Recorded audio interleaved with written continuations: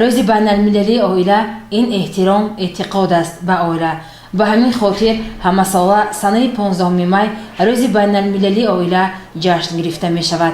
طبق نقشه چاره‌بینی‌های مقامات اجرایی محلی حکومت دولتی شهر پنچاکент و شعبه کار با زنان و اویلا همچنین در همکاری با کمیته اجرایی حزب خلق دموکراتی تاجیکستان در شهر پنچاکент در طربخانه مهر محبت چاره‌بینی ادانه برگزار شد که در آن اولیاء نمونوی شهر و دهات پنچاکент گرد آمده بودند.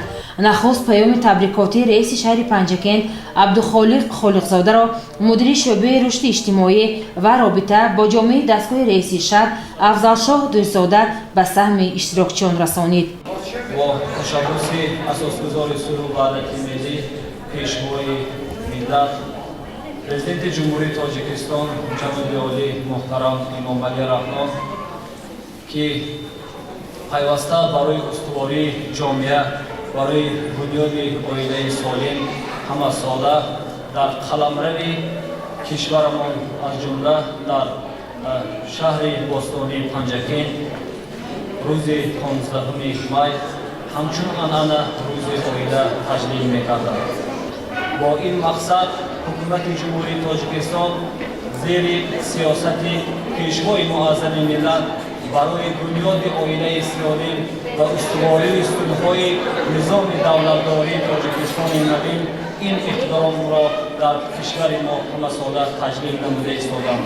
قرار رئیس ولایت سور از سنه 4 می سال 2021 تحت رقم 219 و امضا رسید که این لحظه ما در عرفه تجلیل روز عائله در اینجا قرار داریم.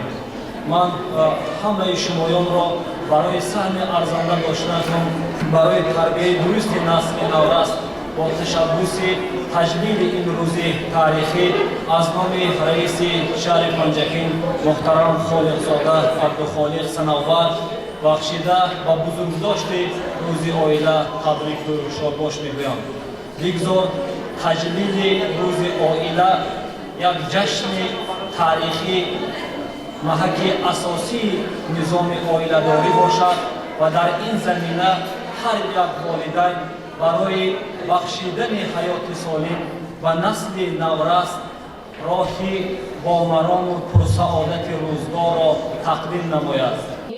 سپس رئیس کمیته اجرایی حزب خلق دموکراتی تاجیکستان در شهر پنچاکент عضو مجلس ملی مجلس عالی جمهوری تاجیکستان مراد شکرزاده حاضرین را با روز عائله شادباش نمود. نخست همه شما را برای اشتراک در این چاره‌بینی ادانه بخشیده به روز عائله از نام کمیته اجرایی حزب خلقی دموکراتی تاجیکستان در شهر پنچاکент شادباش میگویم. خانواده آن موضوعی است که در آن میتوان عشق خود را پیدا کرد. خوشبختی در عائله تولید می شود. چی میتواند در این دنیای افسانه‌ای قیمت‌تر از عائله باشد؟ شرف با عائله‌ای که در اساس عشق زن و شوهر بنیاد می‌یابد. ثنا با عائله‌ای که اساسش محبت کودکان است. افسوس با عائله‌ای که به دولت و ثروت جمع آمده تکیه می‌کند. عائله شبیه کشتی است که در بحر بی‌کنار زندگی پایداری کشتی به کدام ساحل رسیدن آن از هر نفری در آن بوده وابسته است. حاضرین ارجمند بار دیگر از فرصت استفاده نموده از نام کمیته اجرایی حزب خلقی دموکراتی تاجیکستان در شهر پنچاکент همه شما را با روز عائله صمیمانه تبریک می‌نمایم.